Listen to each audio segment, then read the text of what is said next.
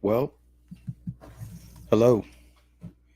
Welcome to another Sleuth Intuition Live follow up segment. Some information regarding um, a person of interest, initials JP. There is a new interview out. In that interview, let me see if I can pull up the image here, which I should be able to.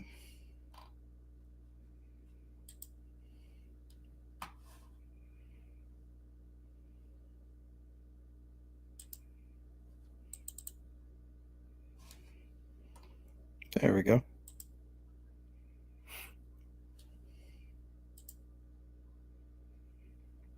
So, this information was forwarded over to me pretty much the second that the interview dropped. This is Dead Academy. I don't believe she has a YouTube channel just yet.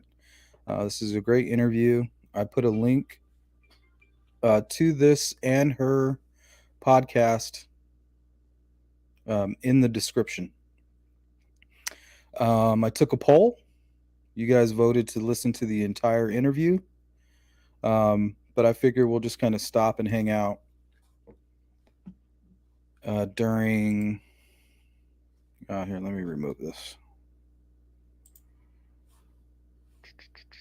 There we go.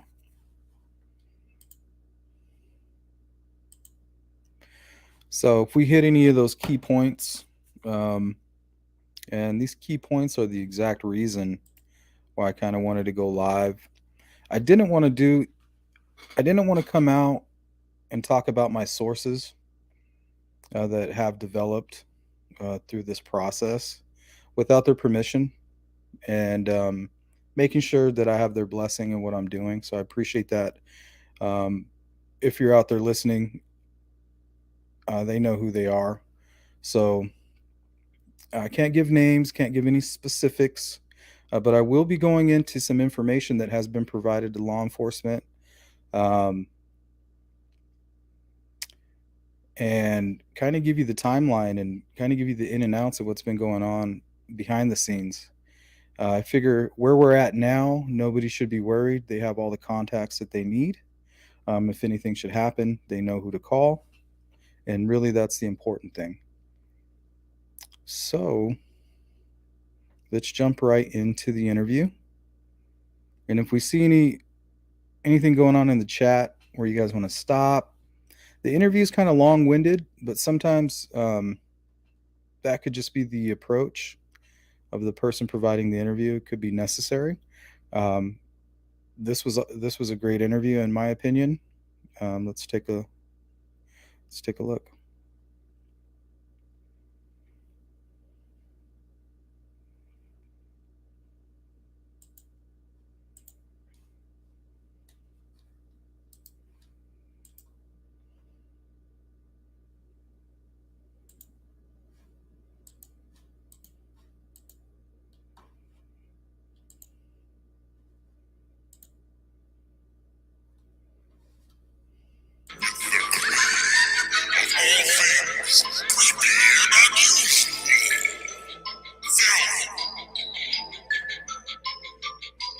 Hey everybody, welcome to Dead Academy Podcast. Before I start this episode, I want everyone to know it is being recorded. Today is Friday, February 11th, and it is almost 8 o'clock. I have reached out to Julian Powell from Delphi. He has been kind of around the social media here lately, putting out some videos that have raised a lot of concern to a lot of people. So I reached out to him myself and have been chatting with him for like the past few days, and he has been cool enough to grant me this interview for tonight. So I'm going to go ahead and give him a call, and I will pop right back on once I have him ready to go. Try it this way. All right, let me make sure I have the volume up so everybody can hear you. All right, are you there? Yeah, I'm here. Okay. Everybody that's listening, this is Julian. He has been so kind to put up with me for a little bit and help clear his name when it comes to this Delphi case. So Julian, I'm just going to hop like right on into this. When I first saw your videos, okay, I never heard of your name or honestly seen you before. I don't really have Twitter or anything like that. I do have Facebook and Instagram. But one of the first videos that I saw, it was a bit intense, and that's why I wanted to, reach out to you and just see where that came from and maybe get some ideas of maybe your theories on Delphi, since you know the area, you say you were there. Because it's been almost 5 years, and I think you and I both have the same kind of passion when it comes to wanting this case solved. So, Yeah. right. So really quick, like, who is Julian Powell? Like, where are you from? What kind of jobs have you had? How's life? Life is good. I'm not really anything to talk about, honestly. That's not, I haven't been trying to draw a bunch of attention to me. That's not what any of this is about. So please don't mistake it as that. Right. But I'm just me. I'm a dad. I've got 2 kids. So do I. Estranged from my wife right now, but that's a whole different story, Well, there's a lot going on. I think everyone's kind of going through their own thing right now anyway, Yeah. With COVID and all the craziness that's been going on in the world. But generally, I'm generally a pretty happy person. Yeah. I mean, try to be helpful and do what I can. Which I think is awesome. I really, really do. I mean, yeah, some of the posts and things that were said, obviously people in, the different Delphi groups are going to take that and just spin it. Like you and I talked before, I had people asking me if I saw ghost faces in gravel pits, and, do I think that bridge guy is wearing a sugar glider on his head? Just weird shit, So Right. I definitely think that you have a lot to bring to the table. Because I did hear the other interview that you did with, was it Sleuth Intuition? So really quickly, you were like, you do know that area, right? Like Delphi Trails, Monon High Bridge. Not any more than you're gonna know it by Google Maps, because that's obviously how I get to everything. Is Google Maps. I look at satellite imagery and then Same here. Everything lines up. Yeah. Yeah. So I don't know it too well. Let's see. I was there this past July. My original POI for this was, I'm sure you've heard of him, James Brian Chadwell. You heard of that guy? No, actually I haven't. Oh, wow. Well, you'll have to call me back some other time and I can fill you in. I've been on this guy's ass for months, but, which is why I went to Delphi this past July. I met up with his family, and I had never been there before. I'm actually from Cincinnati, so it's like 3 hours south of you guys, maybe. But we went up there, and I tried to walk on the bridge, and I think we made it 60 feet out, like the first platform on the right. Yeah. That's as far as I made it, man. Like, that bridge is sketchy. Which way? Coming from the highway parking area? Or? Yeah, okay. we went under the Freedom Bridge and parked, I guess it would be at the very beginning of that trail, because we had to cross Freedom Bridge, and then we walked down to, I guess the middle point, like where Abby and Libby were dropped off, how they met at that little intersection there. And then we basically just took the trail to the right that kind of hugged Deer Creek, and then we went to the bridge. So the other trails, I think there was like 501 or 505. We didn't go down those trails. They were actually closed off. But see, I don't remember any of that. I only remember from a singular path from the trail at the beginning across the bridge, and then they go straight down to where that crossing is across the creek. Wooden. Yeah. I don't remember any other trails. They might have been closed off. I don't know. It's been so long since I've been there. Yeah, there was a pretty big fence. I'm guessing it was the other 2 trails. I don't know. The trail that we ended up walking on was really, really tiny. Almost like someone had made like a little footpath through there.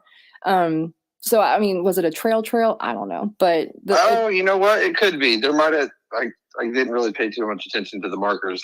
It just now occurred to me that those could have been hiking trails up and down those hills there.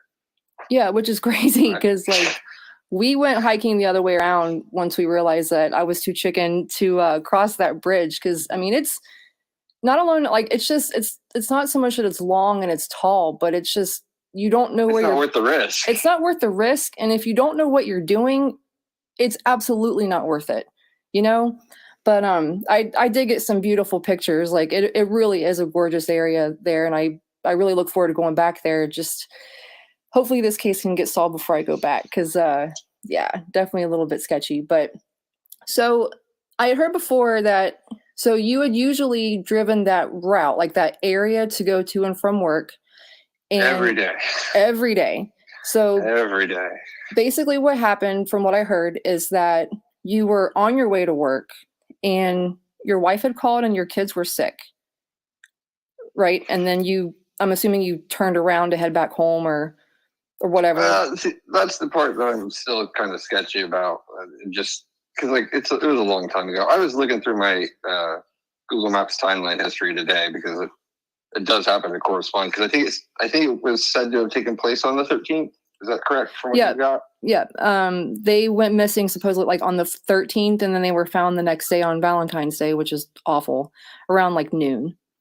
Right. So, but that was a Monday back then. Yes. Right. Just like it is this year. Okay. So that's why everything's kind of adding up to me a little bit better now because the calendars are matching. Right. So yeah. I didn't even leave Logansport that day. I don't know why I wasn't at work. It could have been because the kids were sick, but I know that I didn't leave Logansport. Right. Which I mean, as an actual parent too, like once your kids are sick or they're having a bad day, like I don't care where I'm at, I'm heading right home. Kids first. So when you were, I guess, going back to not Delphi, to the trails, like you may have actually been one of the only people that could possibly have seen anything that actually happened there. Because how people say there's flannel shirt guy and there's bridge guy and there's this guy and that guy. There's just so many possibilities of what people have said, what they've come up with, rumors and all that stuff. Yeah, I haven't heard flannel shirt guy yet either. The flannel shirt guy, I don't really know much about him other than I think it was Libby's dad when he went looking for the girls, like he pulled over and started walking down the trail. This guy in a flannel shirt, he saw him like coming off of a trail, said, "Hey, have you seen two girls?" And I guess flannel shirt guy said, "No, but there's a couple people or girls on that bridge." And I think her dad ran into him another time. But the other thing I was thinking about, sorry, go ahead. Sorry, so Libby's dad was involved in the search? I wasn't aware that, and that's like I haven't dug a whole lot into the case, to be honest. I thought it was just her grandpa. Oh no, yeah, dude, there's so much. Like once you start picking, it's like it will consume your life. It really will. Yeah, Libby's dad, Derek, he was actually the one that was calling. He called Libby's phone he was crossing over this bridge called Wilson Bridge, and I'll get to that in just a couple minutes. But he had called Libby. I want to say it was like maybe around 3:30-ish to say, "Hey, I'm coming close to the pickup area. You and Abby go ahead and meet me over there." Well, Libby never answered. So that's when that started. Derek got out, looked around, kept calling her phone, ran into flannel shirt guy. And then from there, it went to, calling Libby's grandma, Libby's grandpa, and so on and so on. And I think they stopped, was it 5:30 when they stopped that search? I'm not sure. But that's something else too. People were like making a big deal about when they stopped looking for the girls. But unless you've been out there, especially that time of the year, like when it gets dark really early, yeah, you can't like physically go up and down that terrain safely, especially if you don't know what you're looking for. You know what I mean? Oh no, absolutely not. There was a very, very steep, I don't know what you call it, but a very steep gradient where you could just slide right down real quick in a hurry. But I think there was some barrier up for it on the right-hand side of the trail. But I'm sorry, I don't mean to cut you off. So Derek was which one of these girls? Okay, Derek German was Liberty's dad. And I forget. Okay, there we go. Right. I forget Libby's mom's name, but she's in Kentucky. But yeah, Libby lived with her grandma, Becky, and her grandpa, Mike Patty. Oh, there goes my dog. But yeah, so I'm like no expert, but like I've tried to put together some kind of ideas of who would do something like this. And I feel like since you somewhat know the area, you would be able to spot if someone was like, I don't know, different. You know what I mean? Like if you walk past someone and you notice like, hey, this guy looks kind of strange or or Well, I whatever. think that's the problem. I think that's the big problem with the whole case is because if you go look at some of the most prolific serial killers in history, a lot of them, unfortunately, they tend to be people that seem to be very ordinary. Yeah. You've got people that, were living right next to serial killers the whole life and they never knew it. I know. Isn't that crazy?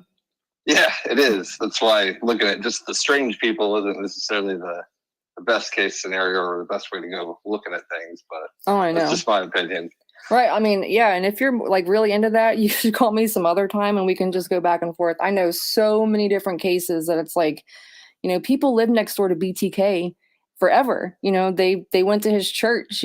Jeffrey Dahmer made sandwiches for his neighbors. They thought that he was a wonderful guy. And it's like, these guys are monsters, but you would never know because they're so normal, Yeah, that's kind of what I'm trying to extrapolate from everything that I've been going through is we've all got to share some commonality, and there's got to be something different about the rest of these folks that makes them, murderers and us not.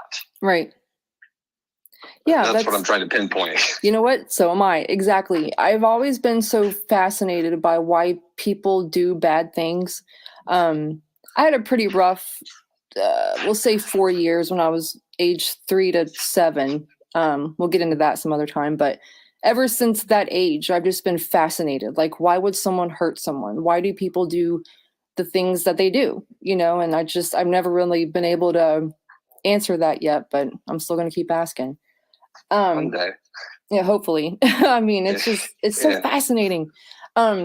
So I do want to ask you though, the video that you made, I don't remember when it was. You were really, really passionate about finding this guy, finding who was responsible for killing these girls.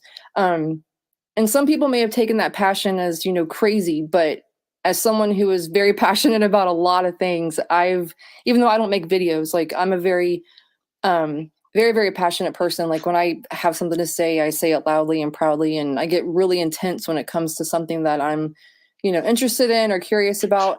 Yeah. I guess I just want to know, like, what happened on that day, like when you made that really intense video and you were clearly upset by it, and just upset that we haven't found this guy yet.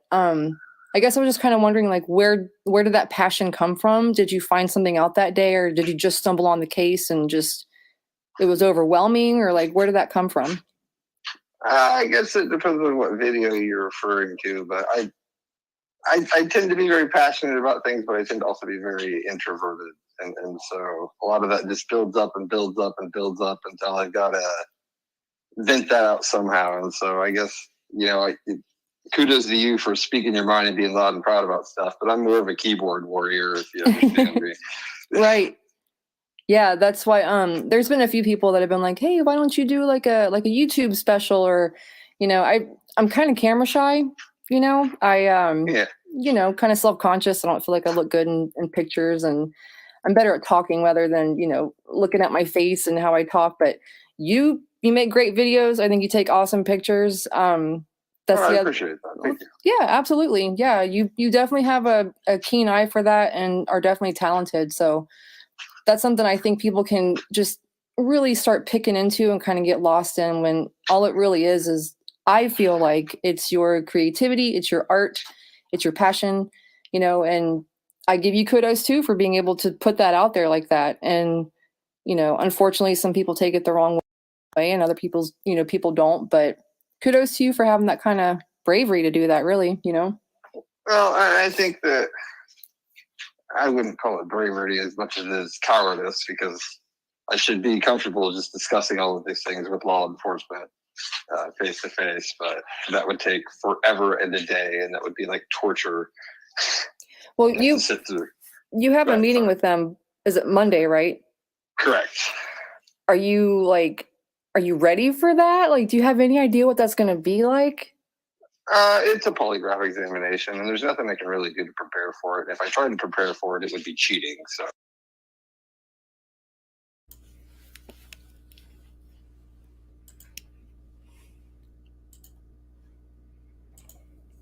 Okay, we're going to pause it there.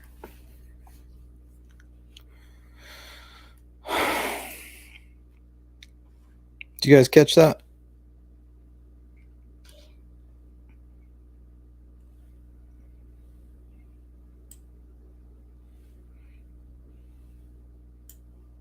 comfortable just discussing all of these things with law enforcement face to face, but that would take forever and a day, and that would be like torture.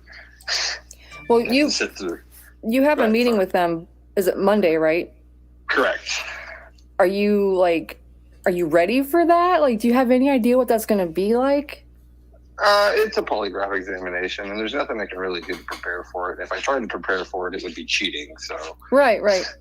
I actually took a polygraph. Let me think. I think 21. I had a boyfriend that was hell bent that I was cheating on him, and I actually paid to have a polygraph test done. And I was so worried that it wasn't going to work, because I don't really know much about him, but I passed, and we even did a little test before it so the guy could show me that this really does work, and all that. So I was able to calm down, but just the initial, it's just scary, being hooked up to that kind of stuff and having people asking you weird questions, and yeah, it's a lot of pressure. So just, and for me, it's just kind of being strapped down into like a chair for more than probably 20, 30 minutes at a time.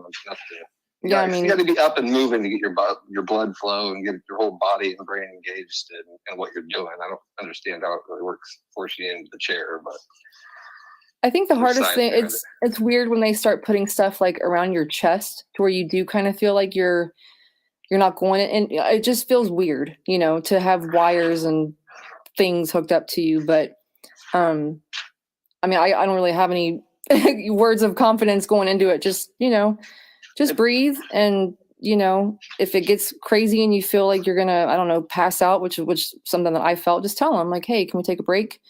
Right. That's good advice. I appreciate it. Yeah, absolutely. I think it'd be fine.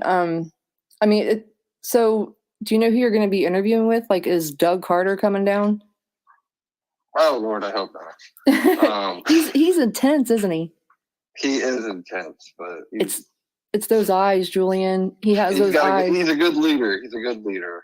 Oh, absolutely. Absolutely. I think we could all probably learn something from him. Absolutely. Well, I know you don't really have too much time right now. This is, I guess, maybe like part 1 or something, but there are 2 things I wanted to ask your opinion on. Sure. Excuse me. So, let's see. When I left the cemetery, okay, because that's where we had parked, and we hiked down, which is so crazy to think, like, because when Derek called Libby's phone, he called her from the Wilson Bridge, which I don't know if you've ever been on Wilson Bridge, but if you keep going down 300 North, you'll have to go over it, which is actually a bridge that I think possibly could have been the exit strategy for Bridge Guy, but I'll get to that. But yeah, when Derek drove past the cemetery, like, he had no idea that his daughter was like 50 yards south of there. But when we went there, we hiked behind the cemetery on down to the crime scene area. Have you ever been there? Like, do you know where I'm talking about? No, I haven't. I hadn't ever gone. Like I said, the one day that I went out and did the 360 photos, and probably got right about to where. Well, it looks like you were coming from the other side of the bridge again. But yeah, I haven't been down to the actual where they designated the crime scene to be at, nor have I been over on the cemetery side of things to examine that cemetery. But I do believe I may have passed over that Wilson Bridge at some point. Yeah, Wilson Bridge is one of those bridges, like, you blink and you're gonna miss it. It's really small, but the way that it's located, well, shoot, since you haven't been there, if you are on 300 North and you park at that little Delphi cemetery, if you look to your left, there's a red gate, and that actually belongs to Ron Logan's property. I think he just passed away recently too. But to the left is Ron Logan's property. To the right is, I don't even know what property, but that's the route that I actually took down there. But to get to the crime scene from the right side of the cemetery is, like, I consider myself to be fairly, I wouldn't say athletic, but, like, I love to hike. I'm fairly active. When I went in July, it was absolutely hell to get down there and to get back up. But I just saw a video the other day when someone took the route from Ron Logan's property, like where that gate was. Yeah. And Julian, it is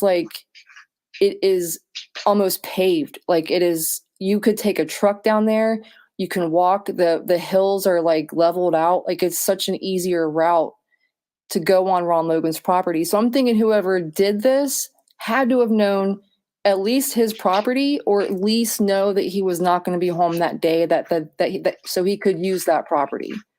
if he went down the cemetery route.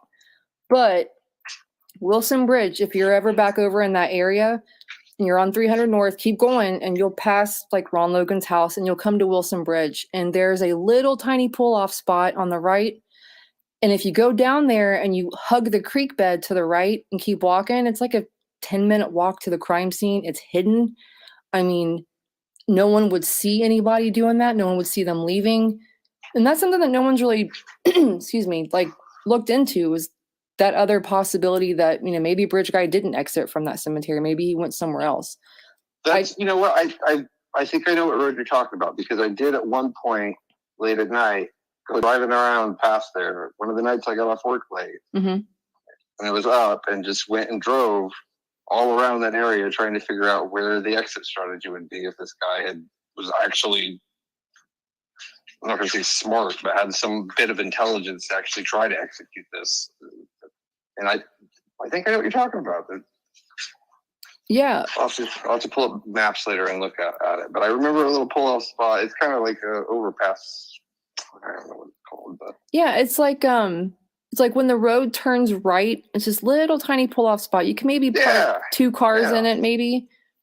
Yeah, and there's that little tiny pathway. If you were to, like, I don't know, park a car or a bicycle there, you just walk right down to the creek. And if the creek's shallow enough, which it wasn't when I was there, it was actually flooded, but you can just hug that creek bed and just take it all the way down, to the bottom of the cemetery where the crime scene is. So that's something that people aren't really talking about. And I'm like, look at that bridge. Like, if I were to do something like that, that's honestly the route that I would take getting out of there. But I mean, I've only been there that one time for that one weekend, so I don't really know too many other options as far as like, how to get out of there kind of thing. But yeah, I didn't really examine too much into the wooded area, and I wanted to, but I didn't want to get into trespassing on someone else's property in order to play private investigator, so to speak. You know what I'm saying? But well, yeah, and I don't think the people that live around there are the people that you want to trespass on their property with. It just seems like, good old country boys, like,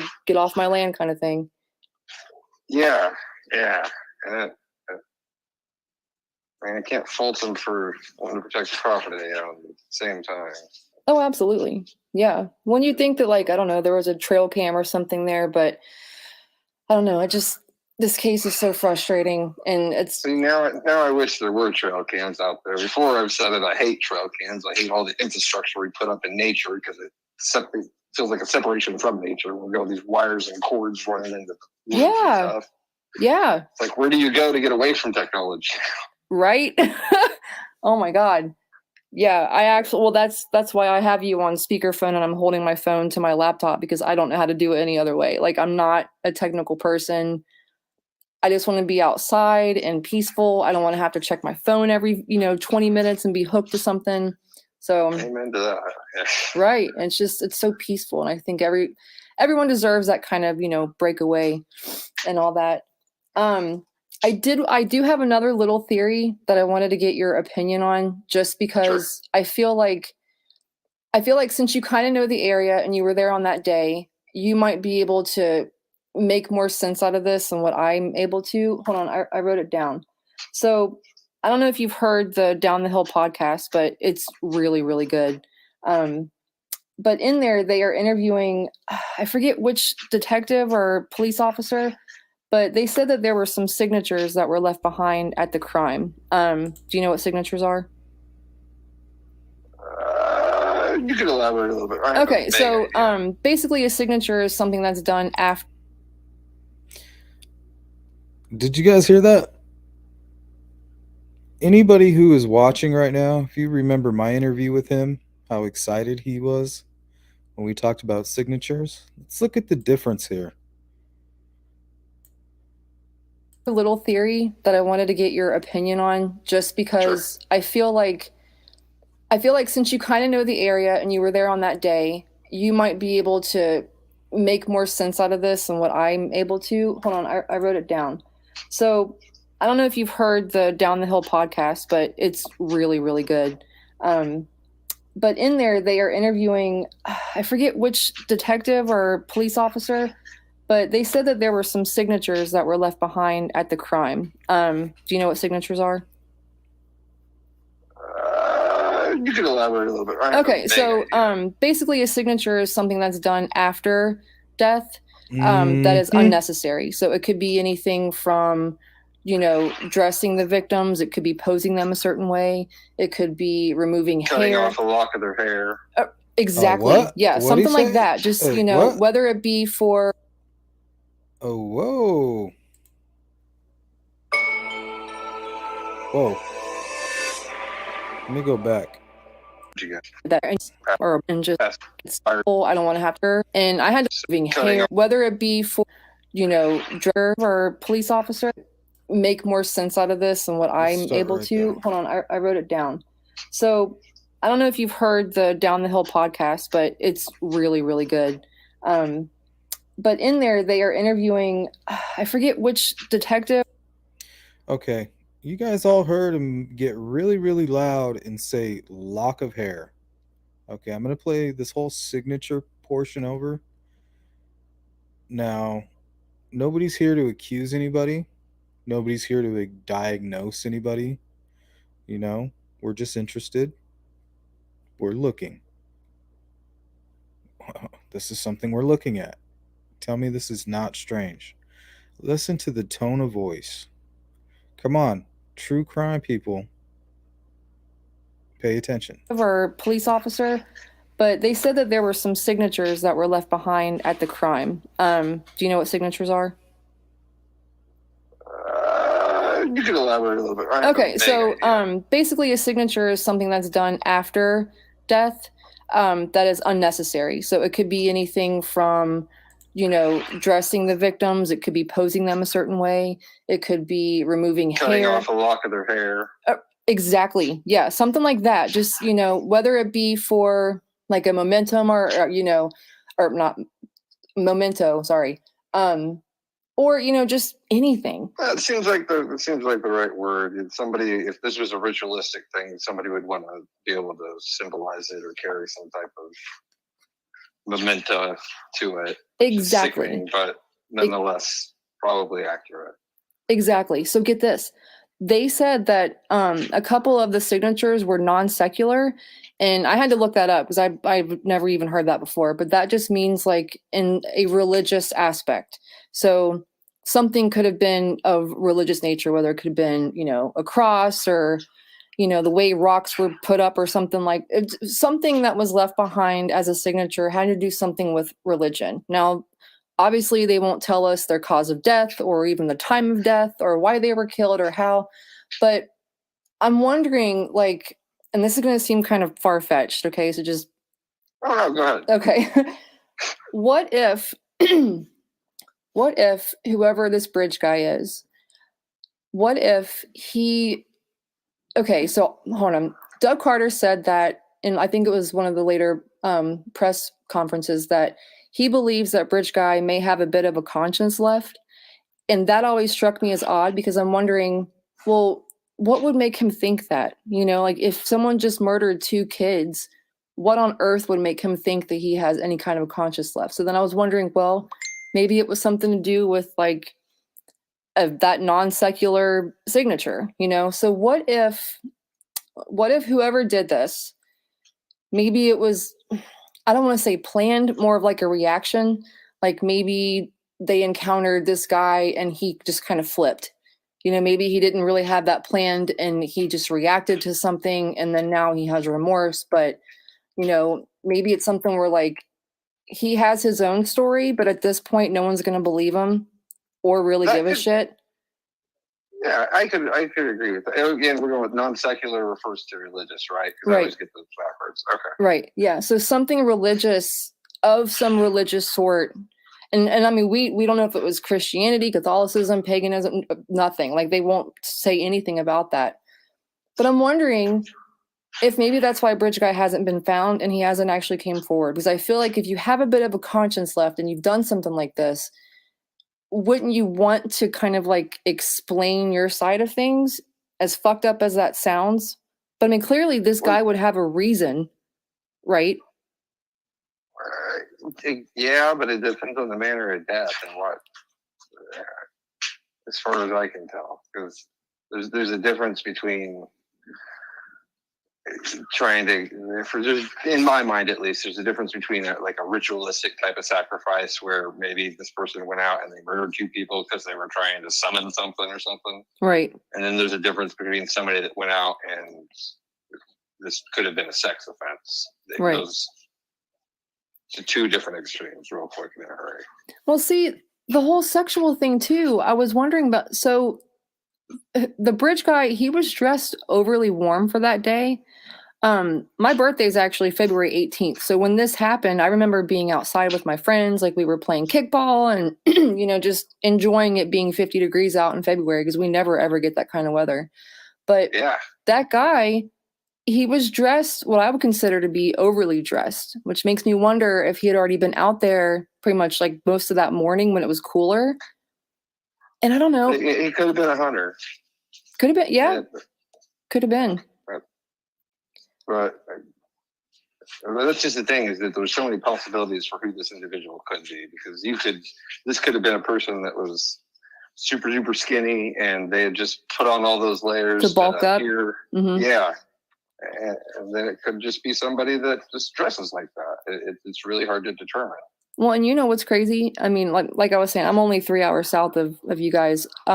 Every guy that I've ever met from around here, around this time of year, looks like that. You know, every guy's wearing layers. Every guy's wearing jeans and boots and a hat and have a beard or goatee or something.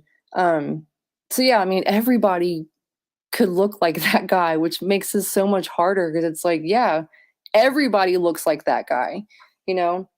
But I don't know. I was kind of playing with the idea of like, maybe, you know, what if Bridge Guy was more of like a spiritual person? You know, maybe he kind of tapped out of his own reality for a little bit and popped back in. Maybe he doesn't have any recollection of what happened, or maybe he does and he just doesn't feel like he's able to come out and speak about it because so many people are after him right now as this like cold-blooded killer. But you know, what if he has something to say about it too? Not that it's going to make anything better, but I don't know, like how some people want recognition. I agree with that theory. Okay. It's very plausible.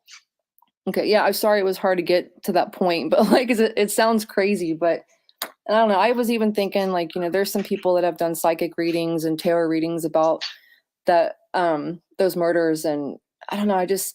I do believe in that kind of stuff. Like, I love having my tarot cards read. I read my friends' tarot cards.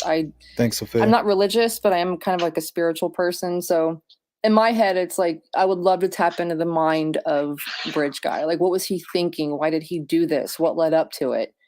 And of course, my ideas sound crazy. So no one's going to take them seriously, you know?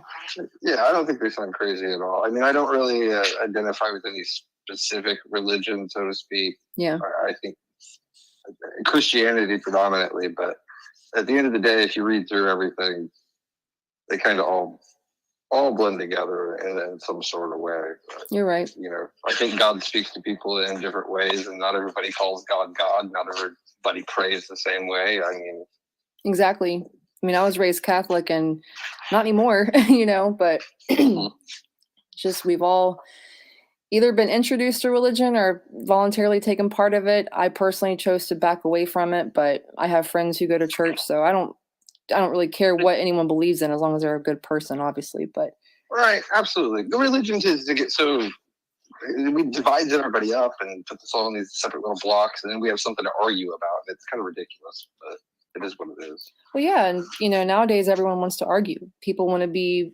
the top asshole on Facebook, you know, to get their point across. So, yeah. Well, I think I've kept you a little longer than I told you I would keep you. No, you're fine. It's no problem. I'll let you go. No. I'm free to keep talking. I just didn't want to take your evening away, or if you want to pick this back up in a few days or something, maybe whatever works for you. Or we can part ways and I can wish you a wonderful life and hopefully I get to meet you one day, or however you want to do it. We can keep talking if you've got time for now. Sure. I'm jotting some notes down. You've got some information I didn't have about this kid. Yeah. So. Go ahead and ask me whatever you want. I have a lot about this case written down, so I can actually help you with your notes if there's anything you want to know. Excuse me.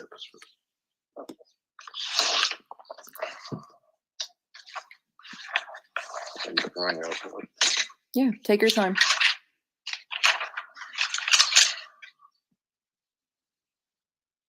I mean, because at the end of the day, this case is going to go back to what the investigative team knows, and they should have been able to backtrace it all. This was my problem with it from the onset. Mm-hmm. Is because if those two girls had cell phones on them, that there is a far-fetched possibility that the individual responsible for this did not have a cell phone on him. Right. But it's rather unlikely in my mind, at least. However, he could have planned it out and turned it off and put it away somewhere, but still, we're able to identify a cell phone, has a specific serial number on it, connects to a specific tower. We should have been able to run some algorithms and eliminate and determine which cell phones were out of place from their ordinary towers. Well, see, you would think that would be really easy to obtain, but I guess they had contacted like AT&T had a tower that was pretty close to that area. And even with the crime like this, they can't just release that kind of info.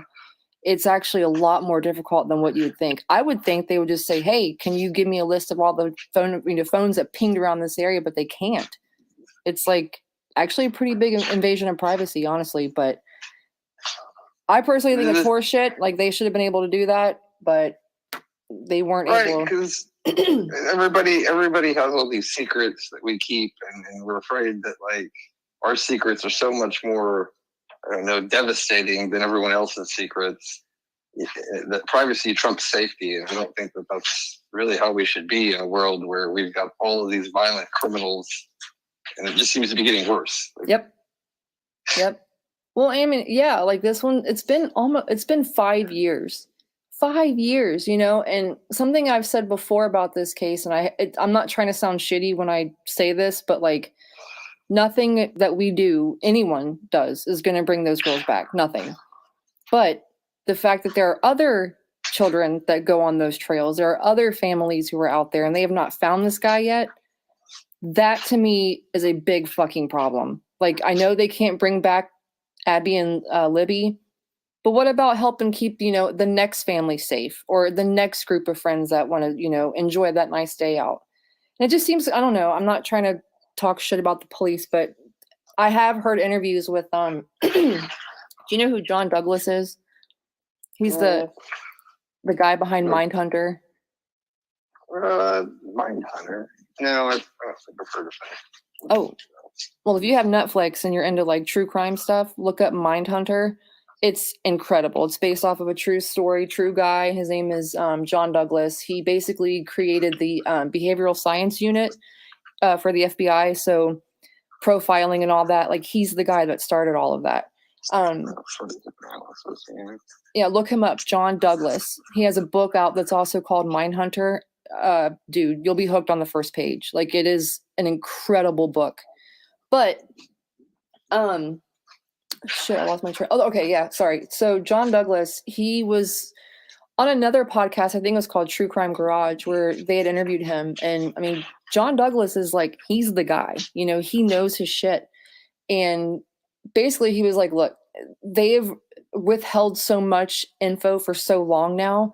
At this point, he doesn't think that the case can really be solved unless police actually release something big enough where, us as the public can, do our own sleuthing and actually try to help them solve this. But it's been so long and they haven't released hardly anything. And what they have released, they keep going back on. So it's like, it coming from a guy like him, from John Douglas, if he has low hopes in this, I don't know, man. For me, it's like, I think they might need some new eyes on this case.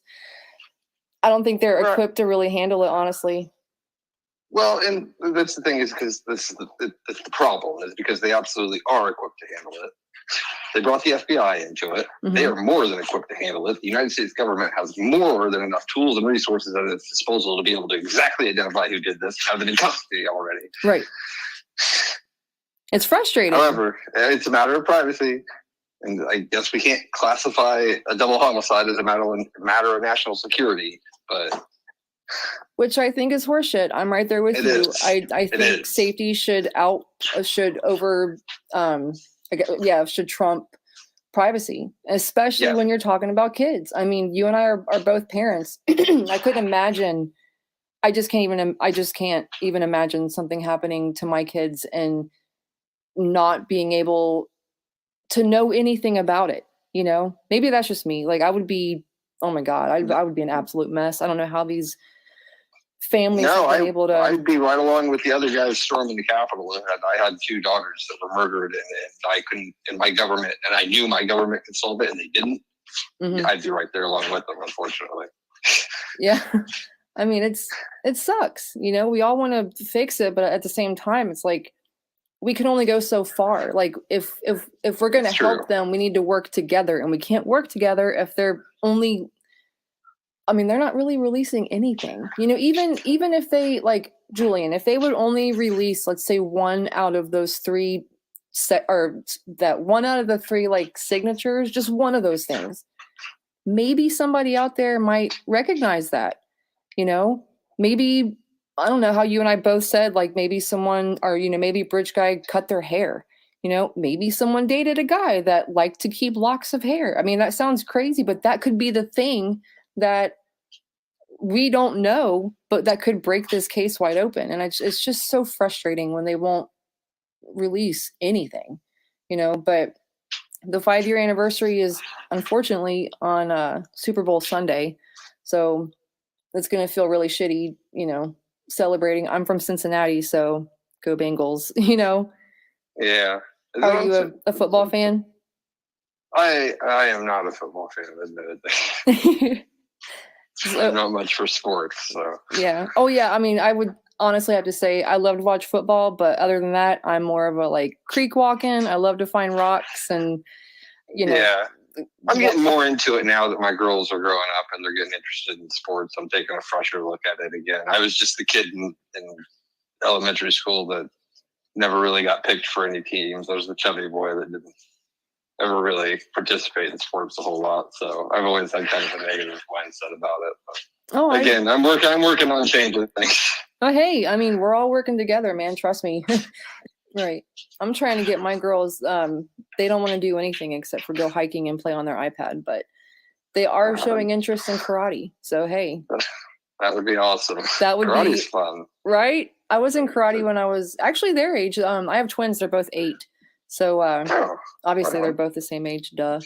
But, yeah, I was in karate when I was 8 and, I thought I was just tough shit, you know?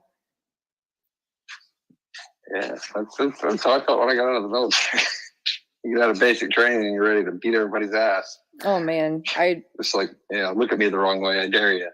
Right. Well, and you know what? Also, thank you for your service. Like, that's something that I would never have been able to do, honestly. I got conned into it. It wasn't so much of a lay your life down and sacrifice it for your country. It was, you can go to the Army or you can be on parole. Oh, shit. Yeah. I probably would have chosen the Army too. Yeah. It was a much better option for me because, and for anybody really, if you get into trouble, to be able to get into a rehabilitation facility, and then when you get out, you move to a different community, because that makes all the difference in it. Right. Can I ask, was it drugs or something that you got in trouble with, and that's why you chose to go to the Army? Again, you don't have to answer. No. I'm more than comfortable answering these questions. Okay. It's no big deal. But drugs was part of it. It was part of the reason. That was the final straw when I got put into the DOC as a kid. Was drugs. I think it was cocaine I failed for. It's a hell of a drug, man. Hell of a drug. Especially at 17, I was at that time. Wow. Yeah. How old are you right now? 32. 32. Okay, I'm 37. I'm about to be 38. But it's funny that you said I actually did coke for the first time when I was 17 too, and had a hell of a time. But that was the other. I got my feet wet with it, and I was done. Yeah, I mean, it doesn't take a whole lot. It's just there's other drugs where I've looked at them and I'm like, I get that other people are doing these, but I know how I am, and I'm not even going to mess around with even trying these things like meth and heroin and stuff. Oh yeah, I'd be dead. I know. Same here. I'm already too high strung. Good. Yeah, it's like going to a casino. I know better now. I just avoid them. I Not a good hated idea. going. There's only one, or no, sorry. There's a few casinos in like Southern Ohio, but see, I'm not good at any of those betting things. I don't know how to play craps. Like, it's a waste of my freaking time going in those places. But, Well, and they've just got all the psychology engineered against you when you go into those places. yeah, don't they like pump oxygen, like fresh oxygen? That's funny. I've heard that, but I don't think they could actually get away with that. But I think that there's other loopholes they can use with the lights and all the dinging and the chimes and how they've got everything just free timed to go drinks. off just right. Right. Yep. Free game passes and free slot tries and all that stuff. Yeah. Discounted hotel rate, all the bells and whistles to get you in there. Oh yeah. Yeah. Well, luckily that's something I never really gave too much of a shit about, but that's good. yeah. Well, I mean, I've never done meth, I've never done heroin, but I have lost friends, a lot of friends actually, who I grew up with who tried it and it ended up killing them. So, but I'm already too high strung. Like, I'm already medicated. My mom died when I was 31. It was 2015. She died, and it fucked me up. So I see a therapist every month, and I have my crazy pills, as I call them, to keep me sane. But if I didn't have them, oh my God, I'd be like a hummingbird on crack. I'm just go, go, go, go, go, go, go, Yeah, that's how I get to feel sometimes too. And it sucks to feel like you're kind of ball and chain with the medication, because I don't think it's not how I want to be my whole life. But do you take any medication? I mean, you don't have to tell me. Like, do you take any medications right now? Yeah, I take Adderall right now. Oh, Adderall. 25 milligrams of Adderall. I used to do that in high school for fun. I've heard a lot of people did that for fun. Oh man, if you don't need it, like I don't think I needed it, but oh man, it was a lot like I don't even know. I was just really, really focused and just not hungry, and I just wanted to learn. It was a lot of fun, but yeah, it's not something I would be prescribed now. I take lorazepam at night to help with my anxiety and Seroquel to balance out my mood. And I've taken Seroquel before when I was younger. Did you like it? I feel like it made me gain a lot of weight, honestly. I don't recall, honestly. That was probably around 15, I think. Yeah. I was in a group home, so I got cycled through a couple of different medications on and off here and there. Oh man, you were in a group home? I'm sorry. No, it's no big deal. That has to be tough. I was an insolent, rebellious child, so that was all on me. You sound like my younger brother. He went to the clink, as he calls it. I think he was 13 or 14 for skipping school. Yeah, that's how it all started with me, truancy. Yep, truancy. That'll get you every time. Yeah. School sucks sometimes, and you just don't want to go there. I honestly hated it. I really did. Well, I hated it up until probably my junior year. I was made fun of a lot when I was younger. I was always really tall. I developed like 10 years before anybody else did. So a lot of jokes about Jello and, my bra and stuff in my bra with tissues and all that other shit. And I hated it. So yeah, that's what's got me in such a, I don't know, complex enigmas type of state right now, is because I'm trying to juggle all these different things that are going on in my world, because I'm thinking about how my daughters they're going through school right now. It's just, it's hard trying to reconcile all that and go back and figure out, do I want to try to protect my kids from that kind of harassment and bullying, or do I want to let them be exposed to it because maybe that's good for them in a way? It's hard to balance that all out, because it is really hard, because you want your kids to be tough and you want them to know that there are people out there who are going to be mean and going to be rude, and but those people too also need to be loved and just, I don't know, paid attention to. Maybe I feel like a lot of the kids that gave me shit in school, some of them are dead now, but like looking back, I can only imagine that maybe they had really shitty home lives or absent parents or abuse or something. We would just never know. But yeah, Well, that's tough. as far as I can remember, I think that's probably a fairly accurate answer, because I don't think anybody really wants to be mean to somebody else. It's like kind of anger is the kind of go-to response, the surface emotion. And there's a whole sea of variable emotions below it that Oh, absolutely. drive it all. Well, I mean, you know, any parent that gives a shit about their kids, or, you know, they would burn the earth for them, you know. But at the same time, it's like you gotta let your kids kind of test out life on their own a little bit, you know. But It's true, but we can do our best to prepare them for that test. Exactly, and that's probably one of the toughest things, honestly. But yeah, it is. Okay, I think I'm probably good for tonight. I'm gonna start getting off on a bunch of different tangents. So, did you have any pressing question that you wanted to get through before I let you go? I'm sorry. No, I'm actually, thank you for talking to me as long as you have. I've actually really enjoyed this conversation, so thank you. Oh no, I have too. It's nice to actually talk to somebody for a while, and it's kind of hard to find people that can talk as fast as you can. Well, thank you. It's good for me. Yeah, I like to talk. That's what I'm really good at. But side note, like, yeah, if you ever just want to call me up and ask me about Delphi or whatever other case, like, I am your girl. I will always talk about cases. This is my passion. I love looking into cases and trying to figure them out.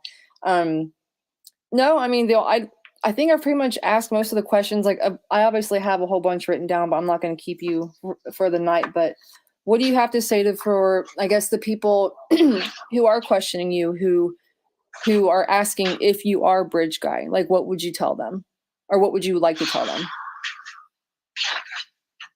Continue to question me, continue to examine how it could be me. I mean, because somebody needs to be able to disprove that it's not me, in essence. And I guess that's what I'm trying to get to. Well, hopefully I helped a little bit. I don't know if that makes sense, but no, I think that's a great answer. If they think you are, prove it. You know, right? Because it's. I mean, I remember just a final thought. I remember going back to Subaru right after it happened, and we were discussing the case. And somebody said, or I said to somebody else, you know, I wasn't worried about it. It could have been me, and they kind of gave me an odd look, like, "What are you trying to say?" Right. The same thing I'm trying to say right now is that you should be. You should look into everybody. You're not paranoid, but yeah, you should be mindful of those around you and people around them, and how there's a trickle effect on things. Right. Absolutely. Yeah. So. Well, yeah. I think that's an awesome answer. Trickle effect. Yeah, effect. People listening, if you think he's Bridge Guy, prove it. Right. Prove it. I would be more than happy to hear their theories and all that stuff. But sorry about that. In the meantime, Julian, thank you. Have an awesome night. You have my number. I would love to pick this back up sometime. Maybe Monday. You can let me know how that goes Monday. Sure thing. Yeah, just take your time with it. Just be honest, and you know, if it's, you know, gets too much, just don't let him guide you somewhere where you don't need to be. Just stay grounded, stay calm, be open, helpful, and honest. And I hope it all goes really well for you. And I hope I get to talk to you again, and you know, you can pick my brain for once about Delphi and stuff, because I know just about everything. Right on. Again, thanks so much for taking the time to actually reach out and talk to me. Dude, anytime. I'm probably one of the very few people who are like, I don't think this guy's crazy. I want to talk to this guy. Like, I want to know everything I possibly can. And I think, honestly, you're one of the, I would have to say, easily top 2 people that I've interviewed. I interviewed the guy that wrote Princess Diana's book. His name was Andrew Morton. And that one was, oh my God, I was nervous and scared and excited. And I've interviewed Joe Exotic from Netflix and that Tiger King show. I've heard about him. He is a absolute delight. Everything you see on Netflix, he is the exact same way outside of that show. He is fuck Carol Baskin, she's a bitch, and let me out. I didn't do anything. Like, he's every bit of Joe Exotic, every bit of it. But I haven't even looked at this. It's definitely it's definitely something that's worth watching. It's called Tiger King. It's on Netflix. But well, hey, I'll let you go. Have a wonderful weekend. I'll be sending you some good vibes on Monday, and maybe just shoot me a text. Let me know how it goes. Right on. That'll work. Thank you so much. Yeah, and if you do watch a Super Bowl, give my Cincinnati boys a little hooday, will you? I will, absolutely. Thank you, Julian. All right, I'll talk to you soon. Sit through. You have a Right, meeting fine. with them. Is it Monday, right? Correct. Are you ready for that? Like, do you have any idea what that's going to be like? It's a polygraph examination, and there's nothing I can really do to prepare for it. If I tried to prepare for it, it would be cheating. So Right. I actually took a polygraph. Let me think. I think 21. I had a boyfriend that was hell bent that I was cheating on him, and I actually paid to have a polygraph test done. And I was so worried that it wasn't going to work. Because I don't really know much about him, but I passed, and but in there they are interviewing. I forget which detective or police officer, but they said that there were some signatures that were left behind at the crime. Do you know what signatures are? you can elaborate a little bit. Okay, so basically a signature is something that's done after death that is unnecessary. So it could be anything from, dressing the victims. It could be posing them a certain way. It could be removing cutting hair. off a lock of their hair. Exactly. Yeah, something like that. Just, whether it be for like a momentum or. So I don't know if you've heard the Down the Hill podcast, but it's really, really good. But in there, they are interviewing, I forget which detective or police officer, but they said that there were some signatures that were left behind at the crime. Do you know what signatures are?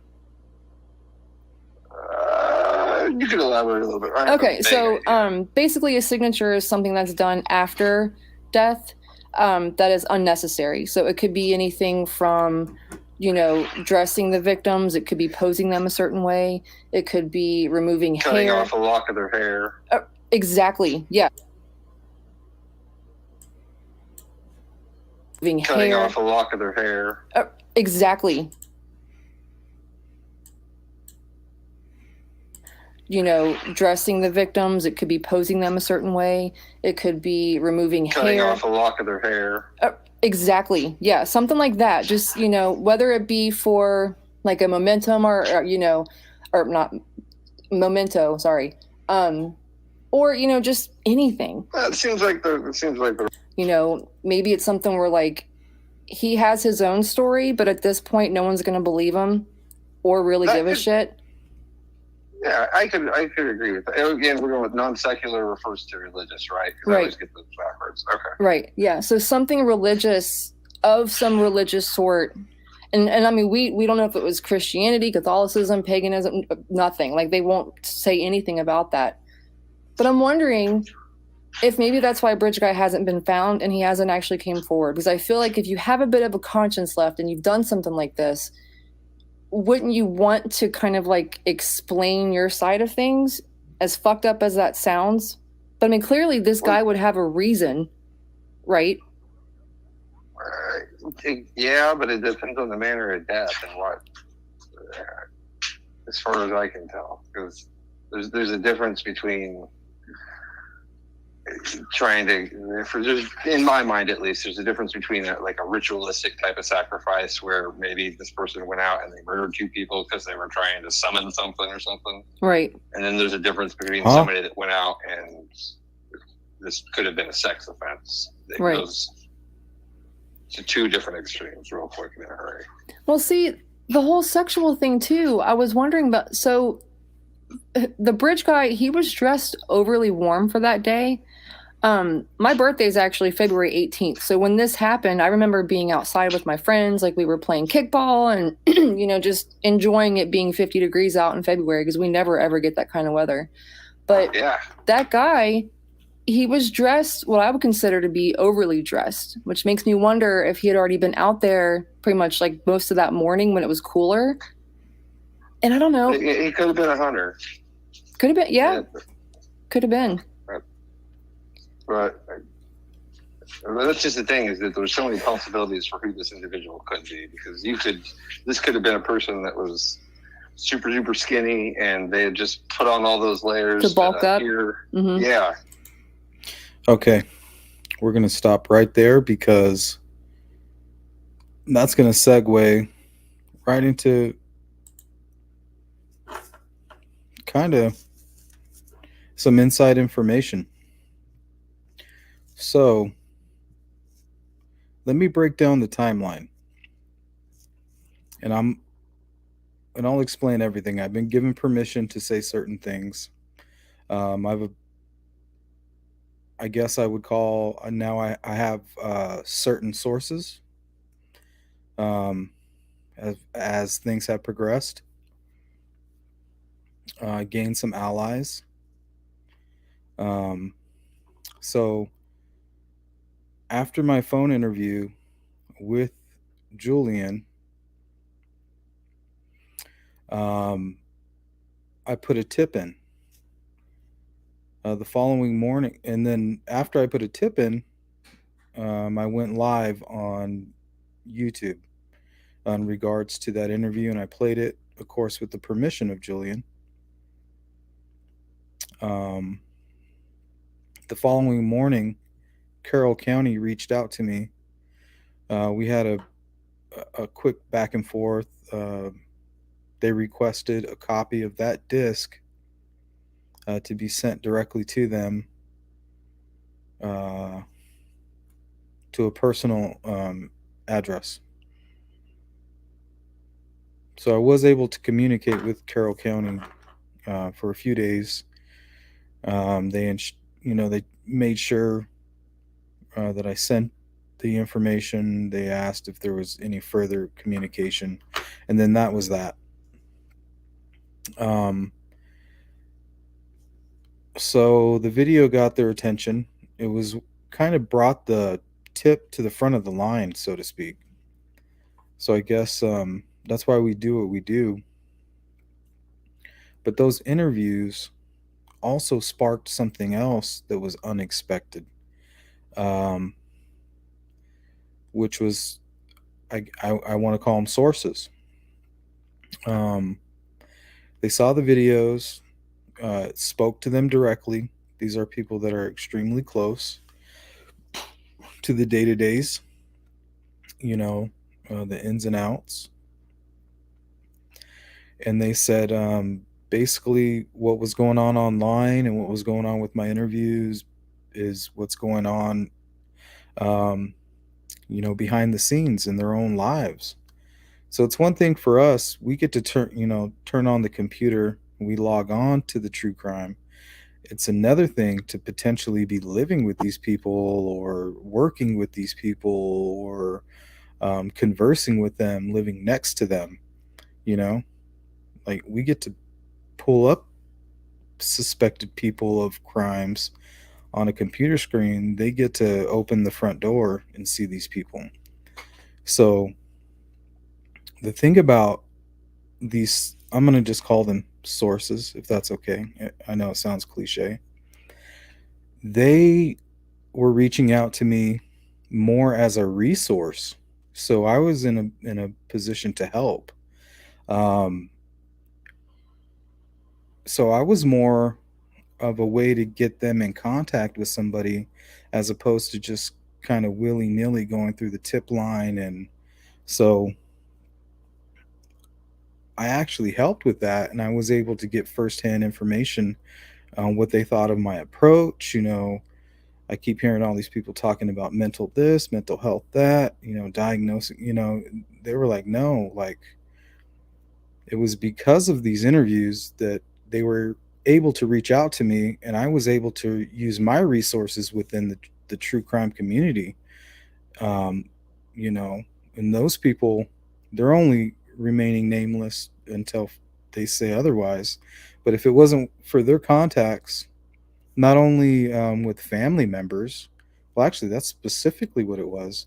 Their contact with family members and contact with other people who had resources, I was able to then provide that information to these sources who were reaching out for help. So they had those contacts. They were able to provide new information, physical and through interviews, which apparently got us to where we are today. So that's the information that I've been able to provide. I don't know um, how helpful it was, but I've also been able to say um, around this time of year, this person does change their behavior. There were physical items turned over to law enforcement, along with interviews that were unobtainable around the time of the crimes. This is all new information.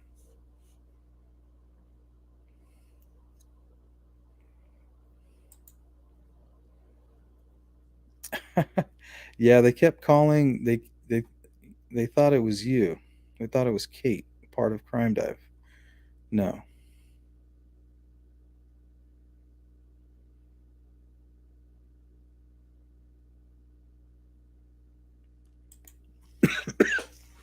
Yeah, that's what I was thinking too. But we can play a little bit of this. I have some of it time stamped, and that's really why I wanted.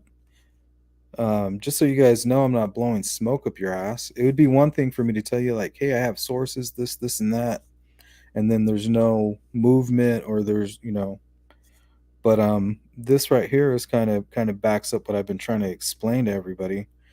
That there are some stuff going on. Whether it has anything to do with anything, we're gonna find out.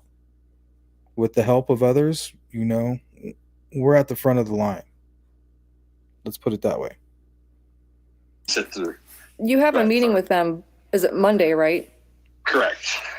Are you ready for that? Like, do you have any idea what that's going to be like? It's a polygraph examination, and there's nothing I can really do to prepare for it. If I tried to prepare for it, it would be cheating. So Right. I actually took a polygraph. Well, let me think. I think 21. I had a boyfriend that was hell bent that I was cheating on him, and I actually paid to have a polygraph test done. And I was so worried that it wasn't going to work. Because I don't really know much about him, but I passed, and we even did a little test before, so the guy could show me that this really does work, and all that. So I was able to calm down, but just the initial, it's just scary, being hooked up to that kind of stuff and having people asking you weird questions, and yeah, it's a lot of pressure. So and for me, it's just kind of being strapped down into like a chair for more than probably 20, 30 minutes at a time. Like nothing. You got to be up and moving to get your blood flow and get your whole body and brain engaged in what you're doing. I don't understand how it really works forcing you into the chair, but I think the hardest thing, it's weird when they start putting stuff like around your chest to where you do kind of feel like you're not going in, and it just feels weird, to have wires and things hooked up to you. But I don't really have any words of confidence going into it. Just breathe, and if it gets crazy and you feel like you're gonna, I don't know, pass out, which something that I felt, just tell them like, hey, can we take a break? Right. That's good advice. I appreciate it. Yeah, absolutely. I think it'd be fine. So do you know who you're going to be interviewing with? Like, is Doug Carter coming down? Oh Lord, I hope not. He's intense, isn't he? He is intense, but it's those eyes, Julian. He has those eyes. He's a good leader. He's a good leader. Oh, absolutely. Absolutely. I think we could all probably learn something from him. Absolutely. Well, I know you don't really have too much time right now. This is, I guess, maybe like part 1 or something, but there.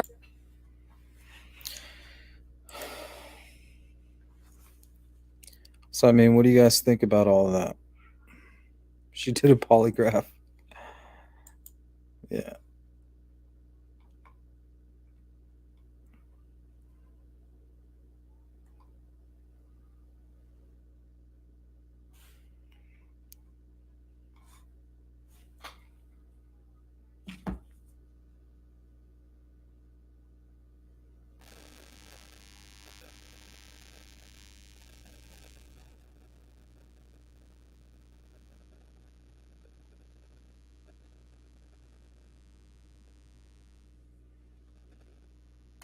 Well, that's pretty much all the information I had, or that I'm able to share.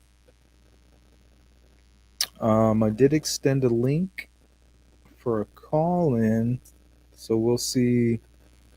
I'll give that about 5 minutes. We'll see what happens. Until then, I will continue going through.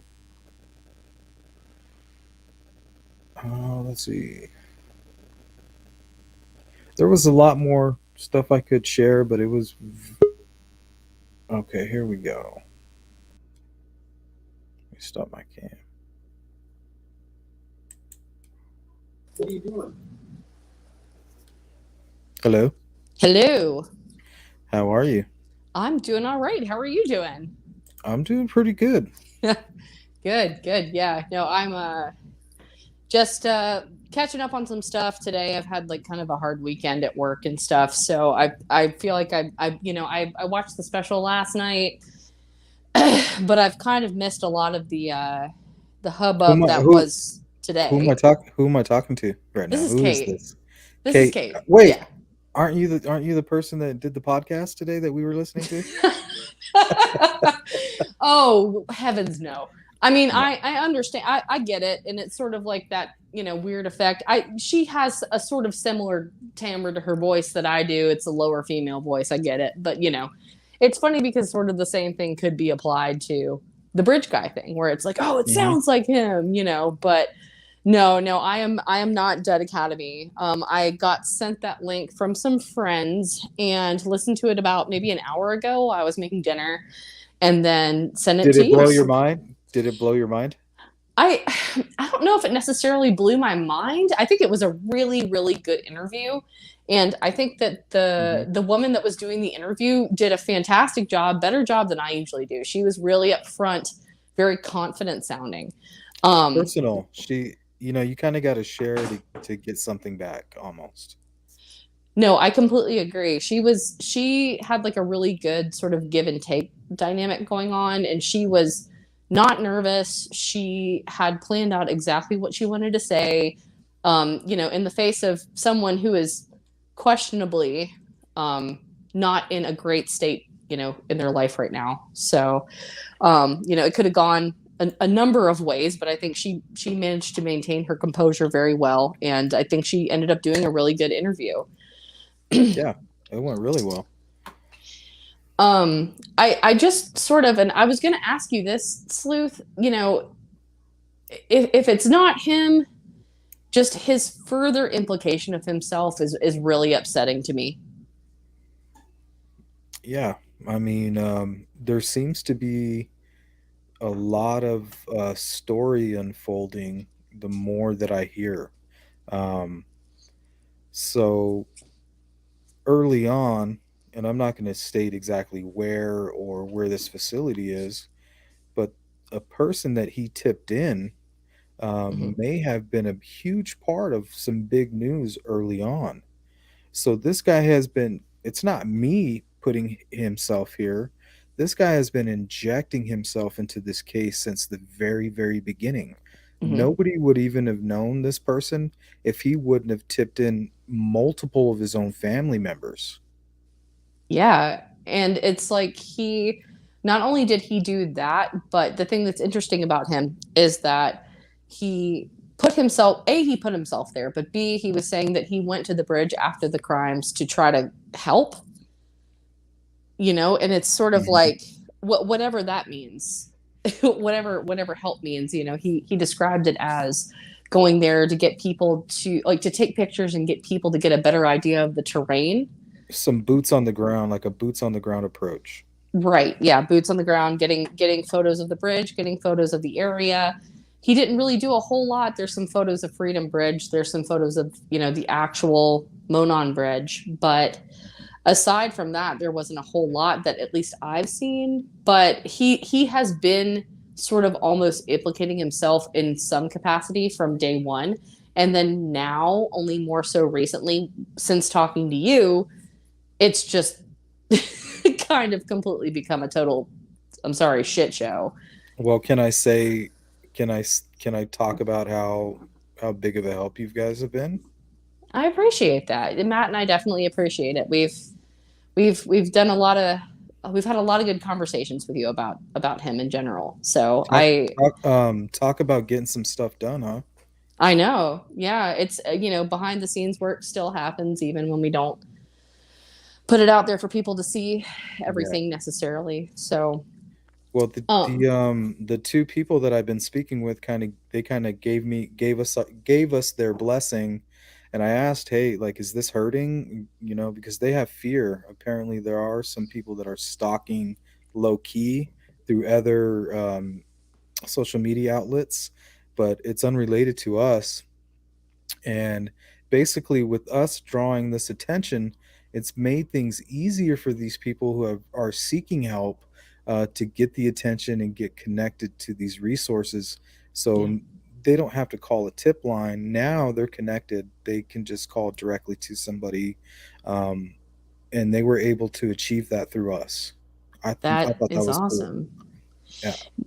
You know, even if it's not Julian, it'll help him in the long run, and it, you know, apparently will help a lot of other people too that are in need of help that don't necessarily know how to reach out. So, I mean, in the bad comes a lot of good, obviously. So, that's really awesome to hear. Oh, another thing I wanted to mention, and what I've been able to kind of speak upon, is the alibi is out the window. Okay. It's gone. So you're talking about Julian's alibi in particular? Yes. Okay. Well, that makes sense, knowing what, you know, who you've been talking to and what you know, which we don't have to go into, but that's very interesting to hear. Yeah. Considering that friend of a friend. Yeah. Sort of considering that it wasn't too stable from the get-go after he started talking to you, because something that Matt and I were talking about tonight that I wanted to bring up to you is, all right, so let's say that he's not Bridge Guy. Why? Nobody said he was, by the way. Exactly. And that's sort of what I was going to bring up to you. Yeah. No one knows. Apparently he doesn't know, which I think, if he is Bridge Guy, is kind of an interesting, and I'm sorry to say this, smart move. Because if he is Bridge Guy, he's bringing up this sort of doubt, but at the same time implicating himself. Whereas, like, he's saying that you have to prove it. So he's putting himself out there. Well, there was a very interesting part of the interview that he had with this young lady today, and that was brand new. That's breaking news. Like that just broke today. Like today, yeah. Yes, like 6-7 hours ago. So he stated that that this Bridge Guy could have been a skinny person who was stuffing his clothing and bulking up to appear heavy set. And what's funny is that these people that spoke to me in regards to him and may have known him closely, they mentioned that that's what they thought. So the thoughts that they had privately, and after learning that he had tipped in certain family members, that's what they were thinking, that it was this person and he was out there trying to bulk up wearing other people's clothing. So they're suspicious too. That's all we are, is a bunch of like very curious people. They're curious, but they didn't have the courage until now. Now they have all the courage, they have all the connections, they're very protected, and they're speaking somewhat more from a better place. Yeah. No, I and speaking as myself, like as Kate and not as Crime Dive, something that I've said for a while, just in my own opinion, is that if you look at the image of Bridge Guy, which, you know, of course could be distorted, it could be skewed, you know, it depends on where the phone was held. We've gone there and we've done several tests. But all of that being said, if I look at that video and that image, it seems like Bridge Guy's hips are very slight. They're slim. Okay. And when I look at that photo, I have seen, in my own personal opinion, a skinny person that has things in his jacket. And if we look at some of the things, and again, I'm going to bring up Leaker, you can say, you know, whatever positive or negative against this person that you'd like, but a lot of the things that were released by the Down the Hill podcast and were in the affidavit were things that he was saying a while ago. And one of the things that this person had said was that there was a deer kit that was in his jacket, which was sort of an array of knives. The possibility, this guy, whatever it was he had in his jacket, he obviously came to kill. In my opinion, he came to kill, and everything in his jacket was stuffed with items to do so, which definitely, could have made him appear heavier. But if you look at his hips and you look at his body type, to me, it looks like someone that is a little bit of a smaller frame. So it's interesting. My point being, it's interesting that I heard that interview with Julian and he said exactly what you just said. Well, those were the most interesting parts where he basically stated, yes, he is scheduled to go in for a polygraph. So there's the action that we were waiting for. Now we can talk about it. Nobody has to worry. There's nothing anybody can do because those will be the answers there. They have to vet him regardless, because if he's not the bridge guy, then he's a danger to himself and his family. So. And now he's doing interviews, and hopefully he can talk about it. Agreed. And it's funny when you listen to the interviews that you and Dead Academy have done with him, juxtaposed against his videos that he puts on TikTok and Facebook and everything. He seems very lucid and very clear, in the interviews that he does with you guys. So it's an interesting sort of duality there. Well, another piece of inside information is that he is suffering from certain things, like different personality type things. So he could turn it on, he could turn it off. But the one thing that these people were afraid of were that he's extremely cunning. That, let's say, you've mentioned that a lot. Yeah. God forbid he's the guy. Nobody said that. Nobody really believes that, but we're going to find out. Is that he's extremely cunning, and that he's known for kind of getting a kick out of getting away with things, or getting by with things, or communicating maybe with just certain people while hiding in plain sight. It's kind of like his MO, apparently. Well, and even in the interview that you did with him, Sleuth, there was, things that he said that he was sort of trying to just like be on the edge of things. Like he would, leave for work just at like the last second of time, to get there, maybe just right on time, or a couple of minutes later. And to me, that's a habitual behavior that he's getting something out of. Yeah, I agree. And also in that interview that I showed here today, he talks about in the middle of the night going across the bridges near the crime scene, trying to look at the exit points and things like that. That's extremely alarming. Yeah, it really is. And one of the things that's troubling for me, whether it's him implicating himself in this crime and he had nothing to do with it, or that he is indeed the person that committed this crime, is that he kind of goes back and forth between saying that he doesn't know much about the area or the crime itself, seemingly kind of like playing it up that he doesn't know the sort of nitty-gritty details of the crime. But then he'll go and he'll say some fact that's very specific, or he'll say something where he was, going to a particular spot that was very specific to the crime, like you just said. Everything's a contradiction. So it's either like a really weird game, or this guy, I don't know, is trying to get them to prove to him that he did it. Or he's wondering what the hell is taking so long. He's like, dude, it's 5 years. Or or he's just concerned. No, like what I'm saying is he's not just going to come out and say, hey, it's me, but he's going to be like, hey, how do you guys not know that it's me? Like, I live right here. I was there. This is what I do. I've been acting strange at this time every year, and you guys still haven't noticed me. Okay, let me go on social media. Maybe they'll notice me. Yeah.